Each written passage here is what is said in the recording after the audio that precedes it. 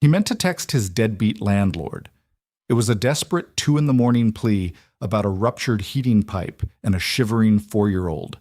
Instead, his cracked phone autofilled the contact for the billionaire CEO whose company he freelanced for.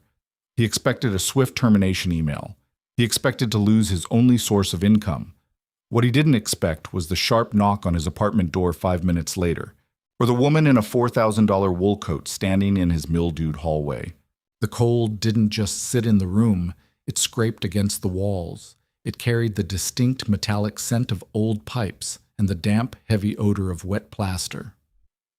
Arthur knelt on the warped linoleum floor of the kitchen, a stained gray towel bunched in his fists, pressing it against the base of the radiator. The iron beast hissed, spitting a viscous, rust-colored sludge that smelled like rotting pennies. In the next room, Leo was crying. It wasn't a loud, demanding wail. It was the thin, raspy whimper of a 4-year-old who had been crying for an hour and was simply running out of air. The sound dug under Arthur's fingernails. It settled behind his eyes, a throbbing migraine that pulsed in time with the dripping radiator. Drip, hiss, whimper. Arthur pressed harder against the pipe, ignoring the searing heat of the metal where the sludge leaked through, and the freezing draft cutting across his bare ankles. His knuckles were white. His lower back screamed, a dull electric ache radiating down his legs. He had been awake for 38 hours. Deadlines for the data migration contract had kept him staring at lines of code until his vision blurred, and just as he had hit submit, the heating unit had ruptured. "I know, buddy, I know," Arthur called out, his voice cracking. He sounded pathetic. He hated how pathetic he sounded. He dropped the saturated towel. It hit the floor with a wet, heavy slap. The sludge immediately began pooling again, creeping toward the baseboards. Arthur wiped a hand across his face, smearing rust and dirty water across his cheek. He needed a wrench. He needed duct tape. More than anything, he needed Rick, the absentee landlord who lived 3 floors down in a cloud of cheap weed smoke and apathy. Arthur dragged his phone from the pocket of his sweatpants. The screen was shattered in the top right corner, a spiderweb of glass that caught the sickly yellow light of the single overhead bulb. His thumbs were numb from the cold, his hands shaking with a mixture of exhaustion and a rising acidic panic. If he didn't stop the leak, the floor would rot. If the floor rotted, Rick would keep the deposit. If he lost the deposit, they couldn't move in January. He opened his messages. He didn't have the energy to navigate the Contacts app. He just tapped the new message icon and typed an R. Rick. Landlord used to be the first result. Arthur didn't look at the contact name. He just tapped the top option, his thumb slipping slightly on the slick, shattered glass. He began to type, his thumbs hammering the tiny keys with desperate, clumsy force. "I am literally begging you." He deleted it. Too weak. He needed to be firm. But the whimpering from the bedroom spiked into a sharp cough, and Arthur's chest tightened so hard he couldn't breathe. He didn't care about pride anymore. He was a 29-year-old man sitting in toxic water in a freezing apartment, failing the only person who mattered. "I'm drowning here. The radiator is pouring brown sludge everywhere. The heat is entirely gone, and Leo is freezing. He won't stop crying. I can't take this tonight. Please get up here and help me fix this. I'll do whatever it takes." He hit send. The little green bubble appeared. Delivered. Arthur let his head fall back against the peeling wallpaper, closing his eyes. "He's going to ignore it," he muttered to the empty kitchen. "He's going to pretend he's asleep." He waited 30 seconds. A minute. The phone felt heavy and dead in his palm. He lifted it to stare at the screen, willing the typing indicator to appear. His eyes focused on the name at the top of the chat thread. It didn't say Rick, landlord. It said Royce, V, client.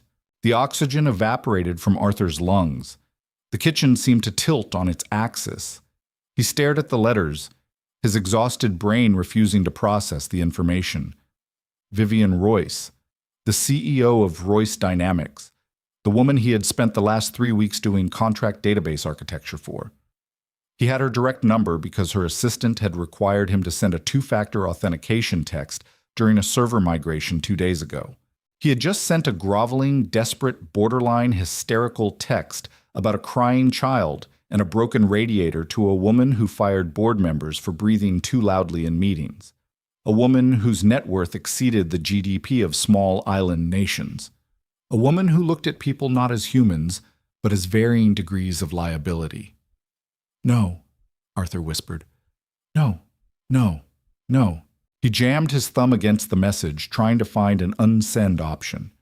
It was an SMS. It was gone. It was sitting on the locked screen of a billionaire's phone. "I'll do whatever it takes." The phrase echoed in his head. It sounded unhinged. It sounded like a threat, or a proposition, or a complete mental breakdown. She was going to call the police. Or worse, she was going to call her legal team, terminate his contract for unprofessional conduct, and withhold the final payment, the payment he needed for rent. Arthur dropped the phone onto the dry side of the linoleum. He pulled his knees to his chest and buried his face in his dirty hands. The radiator hissed. The sludge crept closer to his shoes. He was entirely, profoundly ruined. He sat there, letting the cold sink into his bones, waiting for the email notification that would end his livelihood. 5 minutes passed. The silence in the apartment was broken only by the steady, maddening drip of the radiator and Leo's exhausted, intermittent hiccups from the bedroom. Arthur hadn't moved. He couldn't. His body felt like it had been filled with wet cement. Then, a sound cut through the damp air. Rap. Rap. It was a sharp, precise knock at the front door. It wasn't the heavy, drunken pounding of a neighbor complaining about the noise, nor was it the sluggish thud of Rick the landlord. It was two clean, authoritative strikes against the cheap veneer. Arthur's head snapped up. His heart slammed against his ribs, a sudden surge of adrenaline making his hands tremble. Police. She called the police for a wellness check or to report a harassing text. He scrambled to his feet, his knees popping in the quiet room. He wiped his hands on his sweatpants, smearing more rust onto the faded gray cotton, and limped toward the front door. He didn't bother checking the peephole. It had been painted over by the previous tenant. He just turned the deadbolt, the lock grinding loudly, and pulled the door open, bracing himself for the blue uniforms. There were no uniforms. Standing in the hallway of his dilapidated, foul-smelling apartment building was Vivian Royce. Arthur stopped breathing. His brain flatlined. She was wearing a tailored charcoal gray wool coat that draped perfectly to her calves, belted sharply at the waist. Beneath it, the hem of a dark silk evening dress caught the hallway's flickering fluorescent light. Black leather stilettos dug into the warped floorboards of the corridor. But it wasn't the clothes that paralyzed Arthur. It was the sheer, suffocating presence of her. She smelled like rain on hot asphalt and bergamot, a sharp, expensive scent that violently clashed with the stench of garbage and stale beer lingering in the hall. Her dark hair was pulled back into an immaculate, severe twist.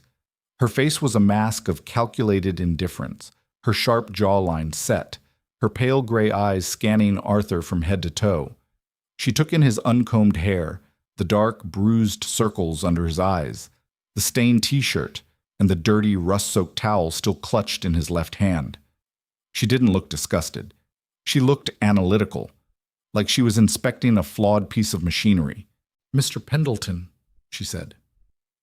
Her voice was low, smooth, and completely devoid of warmth. It was the same voice she used on conference calls when terminating a project. Arthur's mouth opened, but his vocal cords refused to engage. He stood there, a tall, broken man blocking the doorway of a hovel. He finally croaked. He cleared his throat, a pathetic, dry sound. "Ms. Royce, the text. I'm so sorry. It was a mistake. I was trying to text my landlord." "Clearly," Vivian said, her tone flat.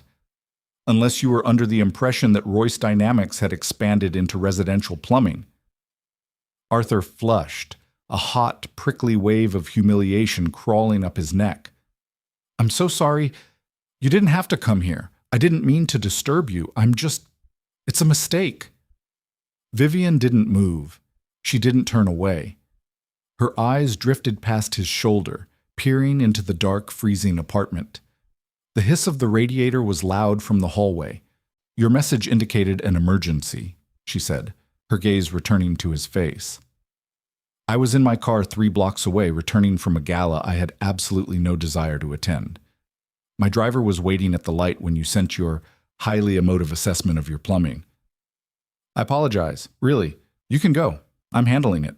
"Are you?" Vivian raised a perfectly sculpted eyebrow. She looked down at the puddle of brown water slowly seeping under the doorframe and soaking into Arthur's socks. "Because it appears you are attempting to stop a pressurized leak with a bath towel, which is both thermodynamically and logically unsound." Arthur felt a flare of defensive anger cut through his humiliation. "It's all I have right now," he snapped, his voice dropping its submissive edge. He was too tired for corporate deference. "My kid is freezing and I don't have a wrench." Vivian's eyes narrowed slightly. The sudden shift in his tone, from groveling contractor to cornered father, seemed to register. For a fraction of a second, something shifted in the cold gray of her eyes. Not pity, never pity, but a cold, calculating curiosity. "Step aside," she said. Arthur blinked. "What?" "Step aside, Mr. Pendleton.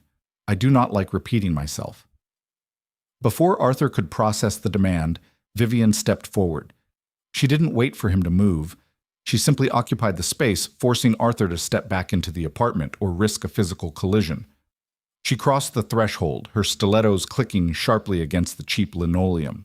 She walked straight into the kitchen, ignoring the peeling wallpaper and the stack of unpaid bills on the counter.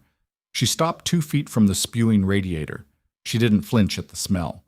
She just stared at the rusted valve, her head tilted slightly. Arthur stood in the doorway, dumbfounded, watching a billionaire assess his broken heater. From the bedroom, Leo coughed, a wet, rattling sound, followed by a soft, trembling cry. Vivian's head snapped toward the hallway leading to the bedrooms. The mask of corporate indifference cracked, just a millimeter. She looked back at the radiator, then at Arthur, who was staring at her with raw, unprotected desperation. "You said you would do whatever it takes," Vivian stated, her voice quieter now, the sharp edge replaced by something heavier. Arthur swallowed hard, his throat tight. "Yes." Vivian reached into the pocket of her coat and pulled out a sleek black smartphone. She didn't look at Arthur as she dialed. "Marcus," she said into the phone, her tone reverting to absolute ice.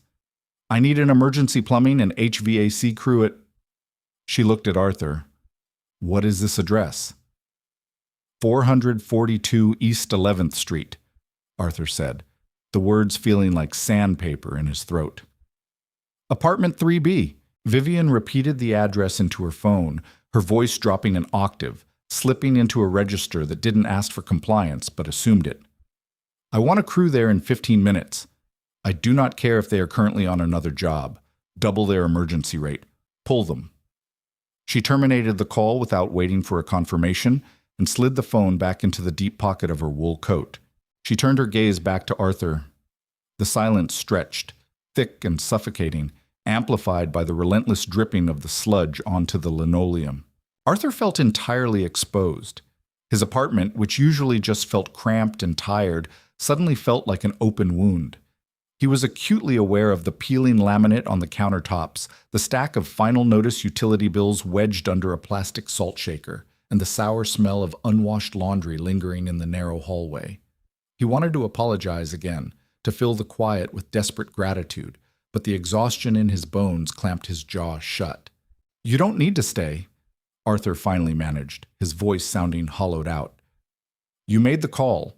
That's more than enough. I'll pay you back for the crew out of the final contract invoice. You can go wait in your car." Vivian didn't move toward the door. She stood perfectly still, her leather-clad feet framing the expanding puddle of rust-colored water. "If I leave, the crew will assume this is a standard tenant dispute and take their time. My presence guarantees speed." She looked at the filthy towel still clutched in his hand. and I highly doubt you have the liquid capital to reimburse a double-rate midnight dispatch. Consider it a corporate expenditure, an investment in maintaining my freelance architect's operational efficiency." It was a lie, and they both knew it. Her company had hundreds of developers. If Arthur went offline, her project managers would simply reassign his tickets by morning. Before Arthur could push the issue, a sharp, ragged cough echoed from the bedroom. It wasn't a whimper this time. It was the heavy barking sound of a chest failing to clear fluid. Arthur dropped the wet towel entirely. He forgot about the billionaire in his kitchen, the rotting floorboards, and the leaking pipe. He spun around, his bare heels slipping slightly on the damp linoleum, and sprinted down the short, dark hallway. The bedroom was practically a meat locker. The single window had a cracked seal, letting the freezing city wind slice directly through the cheap blinds. Leo was curled into a tight ball in the center of the twin mattress, buried under a faded Spider-Man comforter and two of Arthur's heavy winter coats. "Leo," Arthur breathed, dropping to his knees beside the bed. The little boy's face was flushed a dark, unnatural red, but his lips were pale. He was shivering violently, his small teeth chattering together with a rapid clicking sound. Arthur pressed the back of his hand to Leo's forehead. It was terrifyingly hot. The contrast between the freezing room and the burning skin made Arthur's stomach drop into a bottomless pit. "Daddy's here. I'm right here," Arthur whispered, his voice trembling. He reached under the heavy pile of coats and pulled the small, rigid body against his chest. Leo felt too light. He smelled like sour milk and old sweat, the scent of a fever breaking and returning. "Cold," Leo mumbled into Arthur's collarbone, his small fingers digging weakly into the fabric of Arthur's stained shirt. "Dad, it's cold." "I know, buddy. The heat is coming back. The fix is coming." Arthur rocked him, pressing his cheek against the top of Leo's damp head. He closed his eyes, fighting a sudden, violent wave of nausea. He was failing. He was working himself to the bone, staring at code until his retinas burned, and he still couldn't keep his son warm. He stayed there for what felt like hours, but was likely only a few minutes, just breathing with his son, willing his own body heat to transfer into the shivering boy. A shadow fell across the bedroom doorway. Arthur opened his eyes. Vivian was standing in the hall. The harsh yellow light from the kitchen backlit her, obscuring her features, but the rigid posture was unmistakable. She didn't step into the room. She simply stood at the threshold, an intruder in the most intimate, painful moment of Arthur's life. He tightened his grip on Leo, a sudden flare of protective instinct overriding his humiliation. He didn't want her looking at his son. He didn't want her clinical, calculating eyes analyzing Leo's fever like a dip in quarterly profits. "Is he ill?" Vivian asked. The sharp, commanding edge of her voice was completely gone. It sounded flat, almost hollow. "He has a fever," Arthur said, his tone defensive and clipped. "The drop in temperature spiked it. I gave him ibuprofen an hour ago, but it's not breaking." Vivian didn't offer sympathy. She didn't offer empty platitudes about how kids are resilient. She just stared at the bundled mass in Arthur's arms. "The dispatch coordinator texted," she said quietly. "They're in the freight elevator. Right on cue, heavy, deliberate footsteps echoed in the hallway outside the apartment, followed by 3 loud, authoritative knocks on the front door. Arthur exhaled a shaky breath. He carefully lowered Leo back onto the mattress, tucking the heavy coats tightly around the small shoulders. "I'll be right back, Leo. Just stay under the covers." He stood up, his joints popping, and turned to face the door. Vivian had already stepped aside, clearing the narrow hallway for him. As he walked past her, he caught that scent again, bergamot and rain. It was entirely alien in this space. He didn't look at her as he moved toward the front door, terrified that if he met her eyes, the fragile dam holding back his absolute panic would finally shatter. The men who walked into the apartment did not look like standard midnight plumbers. There were 3 of them, dressed in spotless, heavy-duty Navy coveralls with Apex Industrial Solutions stitched over the breast pockets. They carried massive steel toolboxes and heavy-duty thermal imaging cameras. They moved with a terrifying, silent efficiency. Ms. Royce, the lead technician said, nodding sharply at Vivian before even looking at Arthur or the puddle on the floor. The primary valve on the radiator has sheared, Vivian stated, stepping back into the kitchen, pointing a manicured finger at the hissing metal. The system pressure is overwhelming the containment. Shut off the main riser for this tier, replace the valve, and check the secondary seals. I want the ambient temperature in this unit at 72 degrees before you leave. Understood. The lead technician didn't ask questions. He didn't ask for the landlord. He simply turned to his men and started barking orders in rapid clip terminology. Arthur stood awkwardly against the wall, entirely displaced in his own home. He watched as one man threw down heavy, absorbent synthetic mats that instantly soaked up the toxic puddle. Another knelt by the radiator, wrenches clanking loudly against iron. The noise was deafening in the small apartment. The grinding of metal, the hiss of released steam, the heavy thud of work boots on the hollow floorboards. It smelled like burning flux, aerosol lubricant, and wet dust. Arthur kept glancing down the hallway, terrified the noise would wake Leo, but the boy's fevered exhaustion seemed to keep him under. Vivian remained standing near the entryway, her arms crossed tightly over her chest. She was watching the men work, her eyes tracking every turn of the wrench. She looked entirely out of place, yet completely in control. The stark contrast between the squalor of the apartment and the sheer financial force she commanded was dizzying to Arthur. "You should step back," Arthur said, finally breaking the silence between them. He pointed toward a spray of rust near her boots. "The sludge stains. It ruined 2 of my shirts."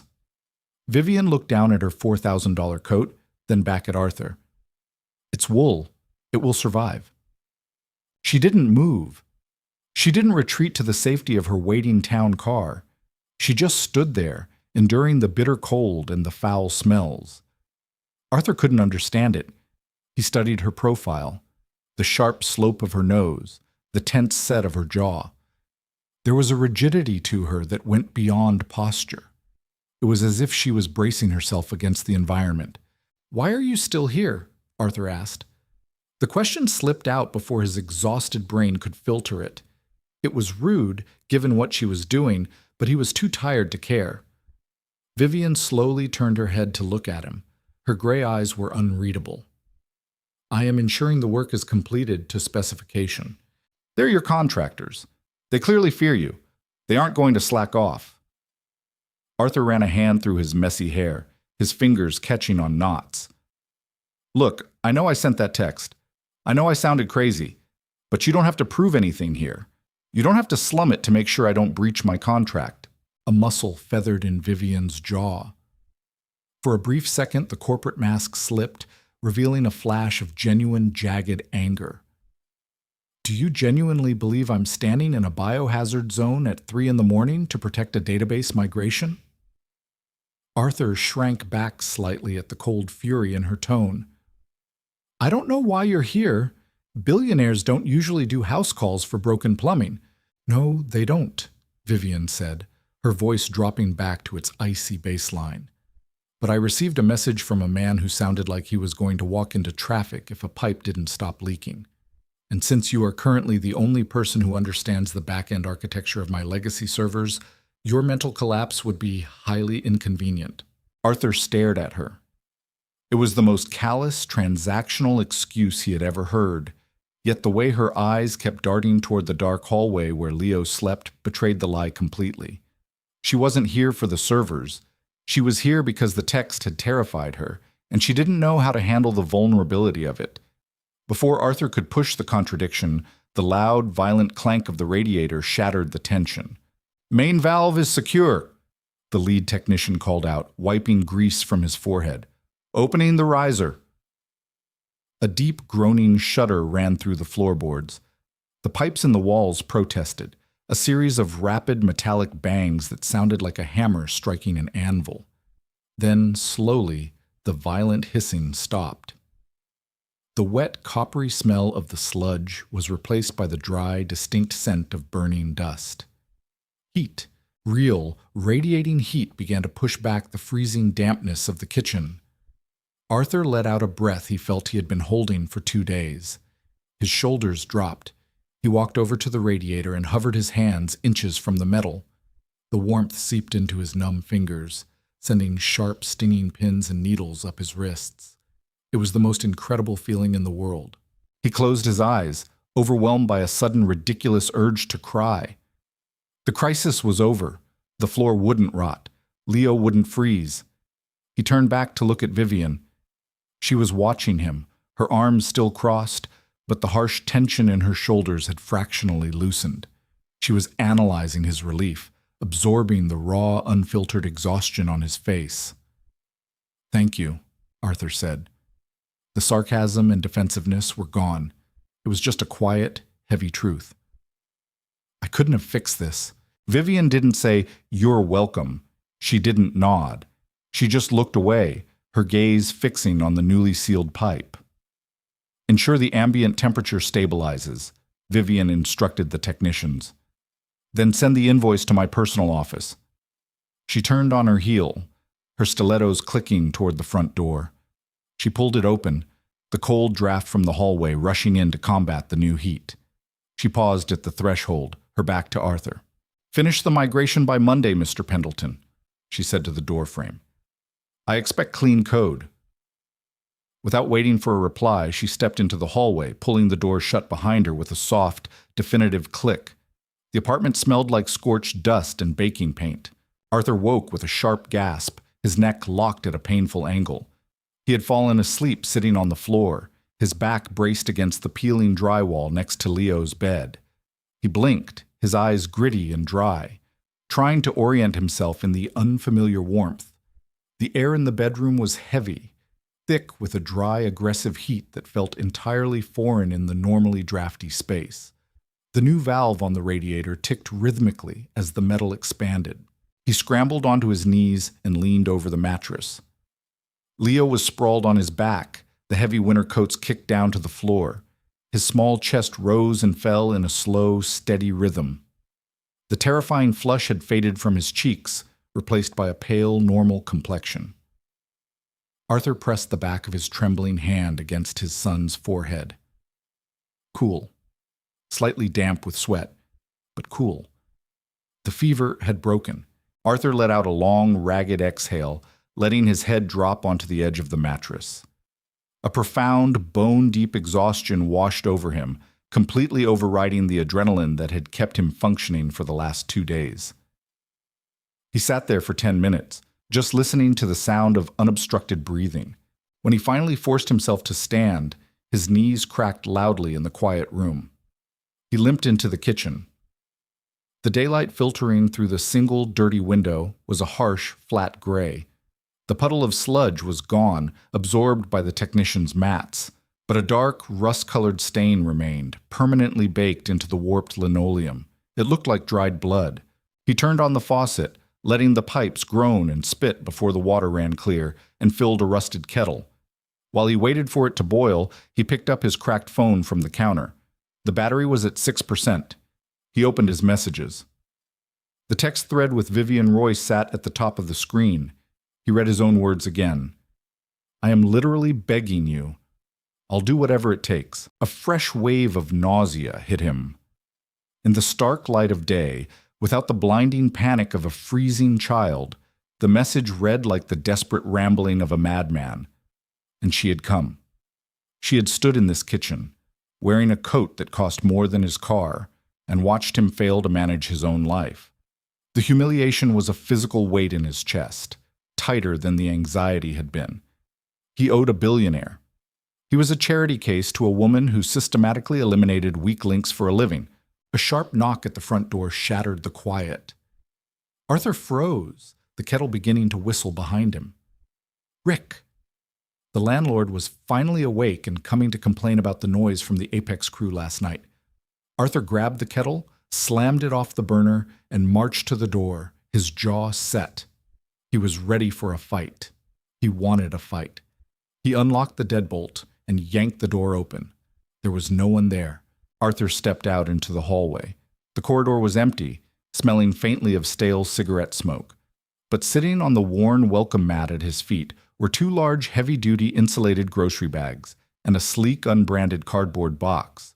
He knelt his brow furrowed, and unzipped the top bag. Inside were 3 bottles of high-end pediatric electrolyte solution, 2 boxes of children's fever reducer, an electronic ear thermometer still in its plastic wrapping, and 4 large glass containers of chicken broth from a boutique deli across the city. Arthur stared at the items. He opened the cardboard box. It was a top-of-the-line ceramic space heater with an automatic tip-over shutoff and a digital thermostat.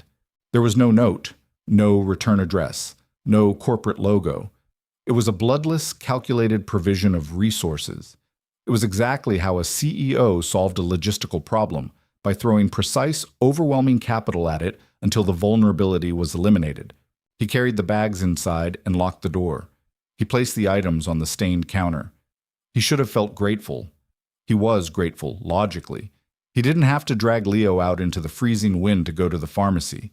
But beneath the gratitude, a dark, bitter resentment coiled in his stomach. The absolute ease with which she could fix his life felt like a mockery of his struggle. She didn't buy these things. She had an assistant do it. She hadn't thought about him at all. She just authorized an expense. Arthur turned his back on the groceries and walked into the small alcove he used as an office. He sat down in the creaking desk chair and woke his laptop. The database migration code stared back at him, a wall of complex, color-coded logic. "Finish the migration by Monday, Mr. Pendleton. I expect clean code." Her parting words echoed in the dry heat of the apartment. Arthur's hands hovered over the keyboard. The humiliation and the bitter, helpless anger suddenly crystallized into a cold, sharp focus. She thought he was broken. She thought he was a desperate, drowning man who needed to be bailed out so he wouldn't compromise her servers. He began to type. He didn't stop to eat. He barely stopped to drink the stale instant coffee he eventually made. When Leo woke up, groggy but hungry, Arthur heated the expensive broth, fed him, set him up on the couch with a movie, and went straight back to the screen. He didn't just finish the migration. He optimized the entire indexing structure. He rewrote 3 legacy query protocols that had been slowing her servers down for a year. He stripped the bloated code down to its bare, merciless bones until it ran faster, cleaner, and more aggressively than anything her in-house team had ever produced. He poured every ounce of his wounded pride into the syntax. It was the only currency he had left. Monday morning in the financial district felt like a different planet. The air smelled of roasted espresso, ozone, and wet asphalt. Men and women in tailored wool and silk moved with urgent, synchronized purpose across the sweeping granite plaza of the Royce Dynamics building. Arthur stood near the revolving glass doors, feeling entirely unauthorized to exist in this space. He was wearing his only suit, a dark navy two-piece he had bought for a wedding 7 years ago. It was too tight across the shoulders, the fabric slightly shiny at the elbows from wear. The collar of his dress shirt felt like a wire tightening around his throat. In his right hand, he gripped his worn leather messenger bag. Inside was the encrypted physical drive containing the migration data and a cashier's check for $850. It had nearly emptied his checking account, leaving him with exactly $42 to his name. It was nowhere near what the Apex Industrial crew actually cost, but it was the standard emergency rate for a local plumber. It was what he could pay. He walked through the doors. The lobby was a massive, silent cathedral of brushed steel and white marble. The temperature was perfectly regulated, devoid of any humidity. Arthur approached the security desk. "Arthur Pendleton, I'm here to drop off a physical asset for the database migration project." The guard, a man whose suit fit substantially better than Arthur's, typed the name into his terminal. He paused, his eyebrows pulling together. "Mr. Pendleton, you aren't dropping it here. You have clearance for the 72nd floor, executive suite." Arthur's stomach dropped. "There's a mistake. I'm just a freelance architect. I drop physical drives at security level 2. "No mistake, sir," the guard said, sliding a sleek black keycard across the marble counter. "Elevator bank C. It will take you straight up." Arthur stared at the card. He didn't want to go up. He wanted to leave the drive, walk back to the subway, and pretend Friday night had never happened. But the heavy weight of the cashier's check in his bag demanded he finish this. He took the card.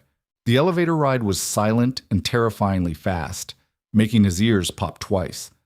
When the polished steel doors slid open, there was no hallway. The elevator opened directly into a vast, open-concept reception area, flanked by floor-to-ceiling glass that offered a dizzying, vertigo-inducing view of the city skyline. A young man sitting behind a minimalist desk stood up immediately. "Mr. Pendleton, Ms. Royce is expecting you. Go right in." He gestured toward a set of heavy, frosted glass doors. Arthur walked forward, his cheap leather shoes completely silent on the thick slate-gray carpet. He pushed the doors open. Vivian Royce's office was a monument to control. There was no clutter, no personal photographs, no warmth, just a massive slab of black absolute granite serving as a desk, 3 severe-looking leather chairs, and a wall of monitors displaying real-time data streams. Vivian was standing by the window, her back to him, speaking quietly in Mandarin into a wireless headset. She wore a sharp, bone-white blazer and dark trousers. The posture was identical to Friday night, rigid, unyielding, bracing against the world. She held up a single finger, acknowledging his presence without looking at him, and finished her sentence. She tapped the headset, ending the call, and turned around. The gray eyes locked onto him. They scanned his outdated suit, the tension in his jaw, and the worn leather of his bag in less than a second. "Mr. Pendleton," she said. Her voice was just as cold as it had been in his hallway. "The migration is complete?" "Yes." Arthur walked to the granite desk. He unbuckled his bag, his hands remarkably steady despite the rapid pounding of his heart. He pulled out the heavy encrypted silver drive and set it perfectly in the center of the desk. "I overhauled the indexing structure as well. Queries will run approximately 14% faster. Consider it a bonus." Vivian looked at the drive, then back at his face. "I don't pay for unrequested modifications." "I didn't ask you to." Arthur reached back into his bag. He pulled out the thin white envelope containing the cashier's check. He placed it next to the drive and slid it an inch toward her. "This is for Friday night." Vivian's gaze dropped to the envelope. She didn't reach for it. "What is that?" $850. The standard emergency rate for a residential plumber. Arthur kept his voice perfectly level, stripping all emotion from it. "I know it doesn't cover what Apex Industrial charged you. When the final invoice for my contract clears, I will wire the remaining balance to your accounting department. I just need an itemized receipt." The silence in the office became absolute. The faint, high-frequency hum of the servers behind the walls was the only sound. Vivian slowly looked up from the envelope. For the first time since Arthur had met her, she looked genuinely caught off guard. The mask of indifference cracked, replaced by a sharp, calculating confusion. "Are you out of your mind?" she asked, her voice dropping a fraction. "Do you have any idea what that dispatch cost?" "I don't care what it cost," Arthur fired back, the bitterness finally bleeding through his professional facade. "I didn't ask you to bring a commercial crew to my apartment. I didn't ask you to send anonymous care packages to my door. I asked my landlord to fix a pipe." Vivian took a step toward the desk, her posture tightening. "Your child was freezing, Mr. Pendleton. Your floor was rotting. I resolved a critical failure that you were entirely unequipped to handle. You should be thanking me, not attempting to hand me a meaningless fraction of the cost out of some misplaced sense of blue-collar pride." "I did thank you," Arthur said, his voice rising, the metallic scrape of his anger filling the sterile room. "And I meant it. You kept Leo warm. But I am not your employee, Ms. Royce. I am not a broken machine you can just pour money on to ensure optimal output. I pay my debts." He pointed at the envelope. "Take the check." "I will not." "Take it. Or I take the drive back, format it, and you can have your in-house team spend the next 3 weeks trying to map the legacy architecture." It was a bluff, and a terrifying one. She could ruin him for breach of contract. She could bury him in litigation. Vivian stared at him. She looked at his frayed collar, the dark shadows that still lived under his eyes, and the absolute furious determination radiating from him. She wasn't used to people saying no to her. She wasn't used to people refusing her capital. Slowly, deliberately, Vivian reached out. Her pale fingers, adorned with a single sharp silver ring, brushed against the white paper. She picked up the envelope. She didn't open it. She just held it, her eyes never leaving Arthur's face. "Your pride is highly inefficient, Arthur," she said quietly. "Maybe," Arthur replied, his chest heaving slightly. He picked up his worn bag. "But it's mine." The adrenaline crash hit Arthur the moment the lobby's revolving doors spat him back out onto the granite plaza. His knees turned to water. He stumbled toward the edge of the sidewalk, bracing his hand against a freezing metal lamppost, and sucked in the sharp, exhaust-choked city air. His chest burned. He had just threatened a billionaire. He had just thrown $800 at a woman who could buy his entire apartment building and bulldoze it for a tax write-off. He rode the subway home in a state of numb, suspended animation. The screech of the wheels against the tracks sounded like tearing metal. He expected his phone to ring at any second, demanding the drive back, or worse, informing him that Royce Dynamics was pressing charges for extortion. But the phone stayed silent. Tuesday passed. Then Wednesday. The silence from the executive suite was absolute. Arthur spent the days aggressively hunting for new freelance contracts, fighting the slow, sinking panic that he had ruined his own reputation in a single burst of blue-collar pride. The warmth of his apartment, previously a source of immense relief, now felt like a suffocating reminder of his debt. On Thursday afternoon, Arthur's banking app pushed a notification to his cracked screen. He hesitated, his thumb hovering over the alert. He was expecting the final payout for the migration contract, minus the inevitable punitive deductions Vivian Royce would surely levy for his insubordination. He tapped the screen. The number sitting in his available balance was wrong. It wasn't just the full contracted amount, it was the full amount, plus a 30% technical optimization bonus. And in the pending transactions, the cashier's check for $850 remained uncashed. Arthur stared at the screen until his vision blurred. He didn't feel victorious. He felt entirely, hopelessly confused. She was playing a game he didn't know the rules to. "Dad?" It stopped. Arthur blinked, dragging himself back to the present. He was sitting on a cracked molded plastic chair in the wash and dry on 8th Street. The air in the laundromat was thick and humid, smelling aggressively of artificial lavender, hot lint, and the sharp chemical bite of spilled bleach. The harsh fluorescent lighting cast a sickly green pallor over everything. Leo was standing in front of one of the massive industrial dryers, his small hands pressed against the warm glass. The machine had ceased its rhythmic thumping. "All right, buddy, step back," Arthur said, sliding his phone into his pocket. He grabbed a battered plastic laundry basket and hauled himself up. His back still ached from sleeping on the floor. He opened the dryer door, a cloud of hot, static-charged air hitting him in the face, and began pulling out faded towels and Leo's small, heavily patched jeans. The bell above the laundromat's glass door jingled, a cheap, tinny sound that barely cut through the hum of the washing machines. Arthur didn't look up. He was too busy trying to untangle a fitted sheet from a pair of sweatpants. But then the air changed. The cloying scent of cheap detergent was suddenly cut by the sharp, impossible smell of bergamot and rain. Arthur's hands froze on the warm cotton.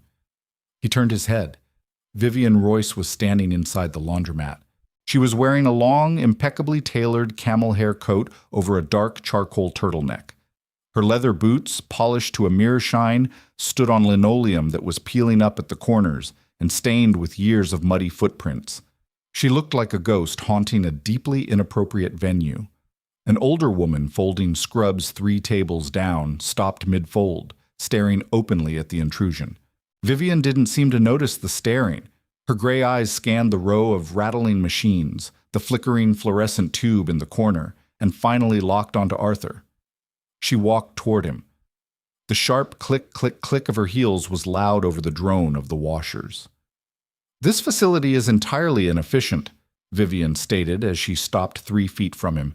"2 of the extractors are leaking water near the electrical conduits, and the ambient humidity is a breeding ground for mold." Arthur just stared at her. His brain misfired, struggling to process her presence among the laundry carts. "Are you stalking me?" I don't stalk, Mr. Pendleton. I optimize my time. Vivian looked down at the plastic basket full of warm clothes. Your landlord informed my assistant you would be here. He was remarkably eager to provide your location after she mentioned the potential of a building inspection. You threatened Rick to find out where I do my laundry. I leveraged a known vulnerability. Vivian didn't offer a hint of an apology. She looked at the single, empty plastic chair next to Arthur's abandoned station. She didn't sit. She just stood there, a vertical line of tension in a room full of spinning circles. The check is still pending, Arthur said, keeping his voice low so the woman down the aisle couldn't hear.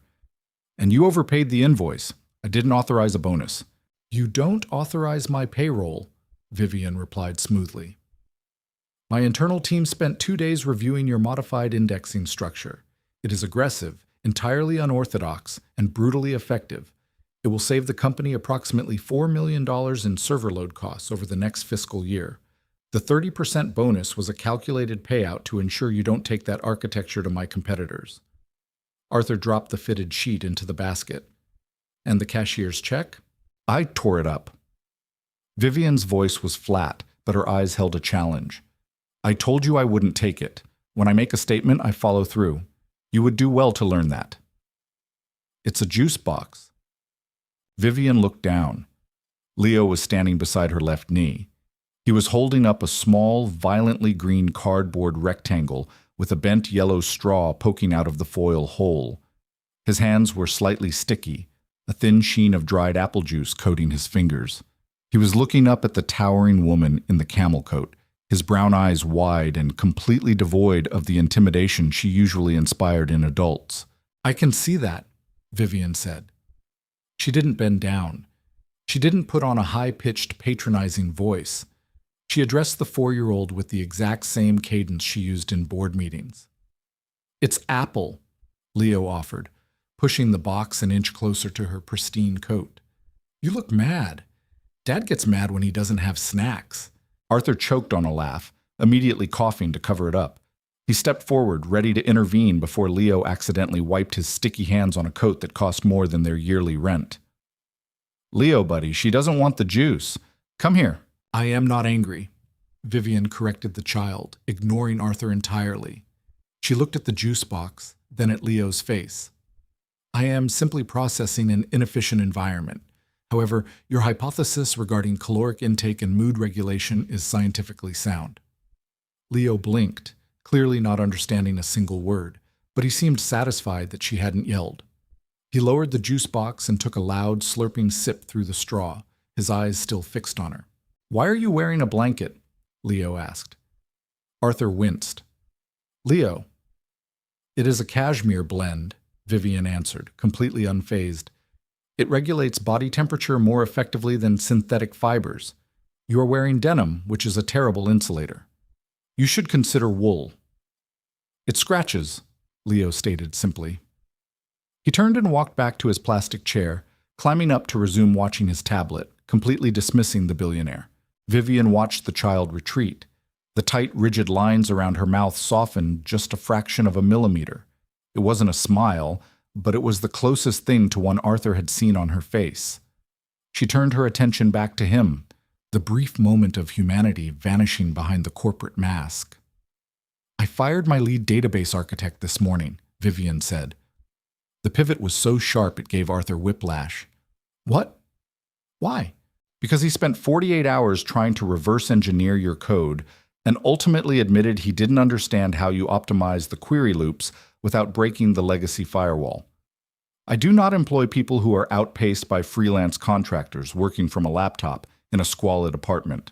Arthur felt a flare of defensiveness, but the compliment buried in her insult was undeniable.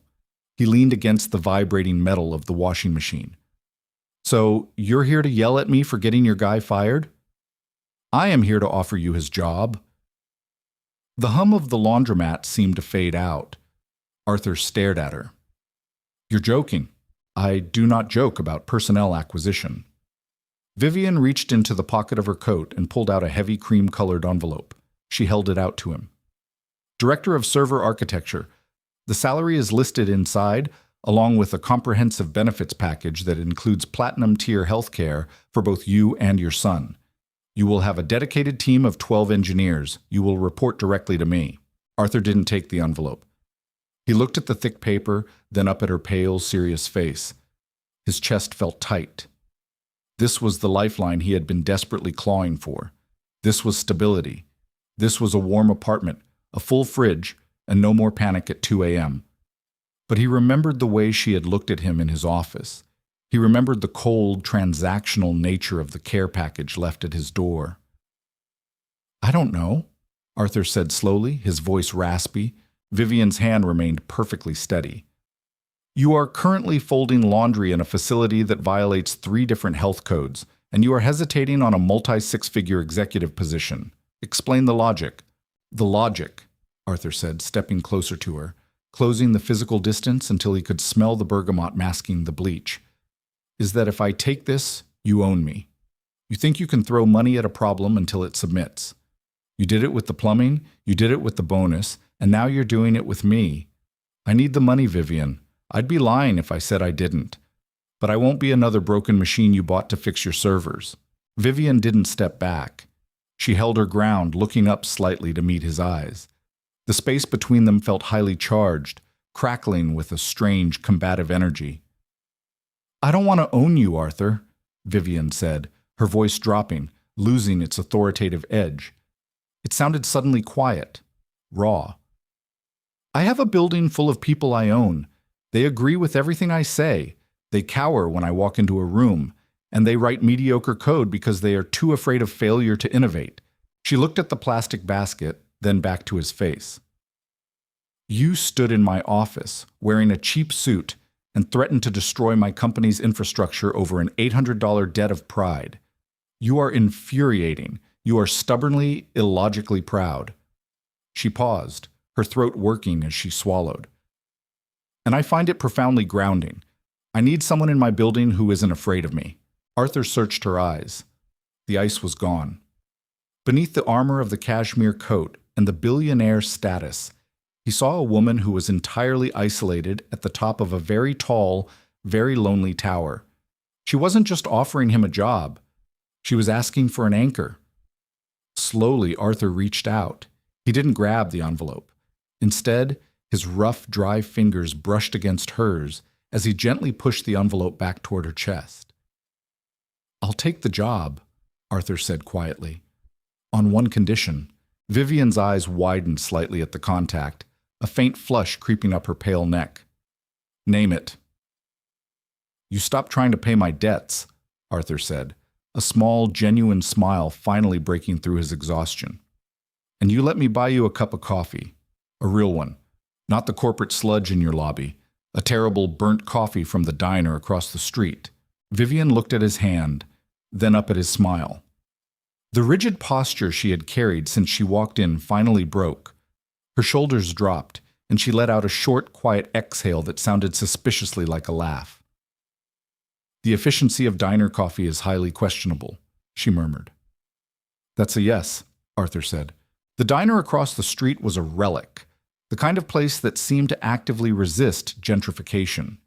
It smelled heavily of oxidized fryer oil, old bacon grease, and ammonia. The bell above the door didn't jingle. It clattered, a harsh, metallic thud that announced their arrival to a room occupied by exactly 3 truckers and a waitress reading a tabloid. Arthur pushed the heavy glass door open, balancing the plastic laundry basket on his hip. He looked back over his shoulder, half expecting Vivian to have vanished into the freezing afternoon air, retreating to the safety of her town car. She hadn't. She stepped inside, the camel hair coat brushing against the tarnished metal frame of the doorway. She paused, her pale gray eyes doing a rapid systemic sweep of the room. She took in the cracked linoleum, the flickering neon beer sign buzzing aggressively in the window, and the red vinyl booths patched with strips of silver duct tape. "Booth by the window," Arthur said, gesturing with his chin. He led the way, sliding the laundry basket onto the floor before scooting into the booth. Leo scrambled in next to him, his boots kicking against the hollow wooden paneling under the table. The boy immediately grabbed the sticky plastic menu, and began dragging a sugar packet across the laminated photos of pancakes. Vivian stood by the table for a fraction of a second. Arthur watched her, waiting for the hesitation, the quiet disgust at the grimy surface. But she just unbuttoned her coat, sat down opposite him, and placed her pristine leather handbag next to a rusted napkin dispenser. She leaned back against the duct-taped vinyl. She didn't flinch. The waitress walked over, popping a bubble of pink gum. She didn't offer menus. She just flipped two thick, off-white ceramic mugs upside down on the table and pulled a glass carafe of black coffee from a stained heating plate. "Just the coffee, please," Arthur said, "and maybe a plate of fries for the kid." The waitress nodded, poured the dark, sludgy liquid into the mugs, and walked away without a word. A thick ribbon of steam rose from the coffee, carrying the distinct bitter scent of beans that had been burning on a hot plate for at least 4 hours. It was a hostile aroma. Arthur wrapped his hands around the thick ceramic mug. It was scalding. He looked across the table. "You don't have to drink it. I was making a point, but I wouldn't actually force you to ingest a biohazard." Vivian looked at the mug. Slowly, she reached out. Her manicured fingers wrapped around the chipped handle. She lifted it to her lips and took a deliberate, measured sip. She swallowed, her throat working against the heat. She lowered the mug. Her expression didn't change, but her eyes watered slightly. "It tastes like burnt asphalt and copper," she stated, her voice perfectly level. Arthur let out a short, genuine laugh. The sound startled him. It felt strange in his throat, a rusty mechanism being used for the first time in months. "It really does. It's the worst coffee in the tri-state area. I drink it when I need to punish myself for missing a deadline." "It is highly effective as a punitive measure," Vivian agreed, taking another, smaller sip. They sat in silence for a minute. The only sounds were the buzzing neon sign and the wet smack of Leo slapping a jelly packet against the table. Arthur watched her. He watched the way the harsh diner lighting caught the sharp angles of her face. Stripped of the massive office, the security guards, and the corporate backdrop, she looked impossibly tired. The dark shadows under her eyes matched his own. "Why did you really come to the laundromat?" Arthur asked, his voice dropping below the hum of the diner. "You could have emailed me the offer. You could have had your assistant call." Vivian traced the rim of the chipped mug with her index finger. She didn't look up immediately. "Because an email can be ignored, because a phone call allows you to hang up. I needed to ensure you understood the gravity of the offer. Or you needed to maintain control." "Perhaps," she conceded softly. She finally looked up, meeting his gaze. The ice was completely gone, leaving only a stark, heavy vulnerability. "Or perhaps I spent the last 3 days sitting in a silent apartment, realizing that the only genuine human interaction I have had in 5 years was a man yelling at me over an $800 check." Arthur's breath hitched. The admission hung in the greasy air, completely at odds with her tailored clothes and billionaire status. She was entirely isolated. She had built a fortress of capital and efficiency so impenetrable that she was suffocating inside it. The waitress returned, dropping a white ceramic plate piled high with crinkle-cut fries between them. Leo immediately grabbed one, indifferent to the scalding heat, and shoved it into his mouth. Vivian watched the boy. She watched the chaotic, messy, utterly inefficient way he ate. Without thinking, she reached out and moved a stray ketchup packet away from the edge of the table before it could fall. It was a small, domestic gesture. "You start on Monday," Vivian said, her eyes still on Leo. "Security level 4. Your access card will be waiting at the front desk." Arthur looked at the thick cream envelope sticking out of her handbag. The salary inside was going to change his life. It was going to buy winter coats that didn't itch, a heating system that didn't rupture, and a bed that didn't sag in the middle. "Dress code?" Arthur asked, a small smirk playing at the corner of his mouth. Vivian's gaze shifted back to him.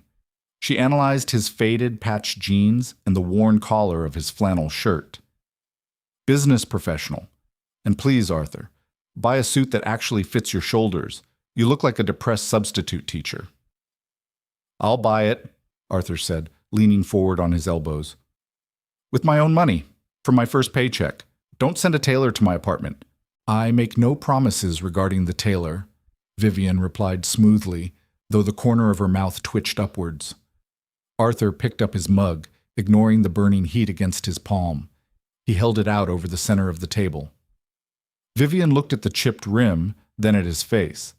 She picked up her own mug and tapped it gently against his. The dull ceramic clink sounded like the closing of a contract. A real one. To efficiency, Arthur said, taking a sip of the terrible coffee. To margin of error, Vivian corrected, drinking the asphalt-flavored liquid, and for the first time, she didn't look like she was bracing against the world. She looked like she was finally sitting in it. And that brings us to the end of Arthur and Vivian's unexpected collision. A ruptured pipe, a desperate text, and a billionaire who forgot how to be human, all fixed over the worst cup of diner coffee in the city. Sometimes the most rigid boundaries are broken by the messiest, most imperfect moments of vulnerability. If you loved watching this cold CEO thaw and this exhausted single dad find his footing, hit that like button right now. Share this video with someone who needs a reminder that help can come from the most unlikely places. Subscribe and turn on notifications for more grounded, emotional stories. Drop a comment below. Would you have taken the job?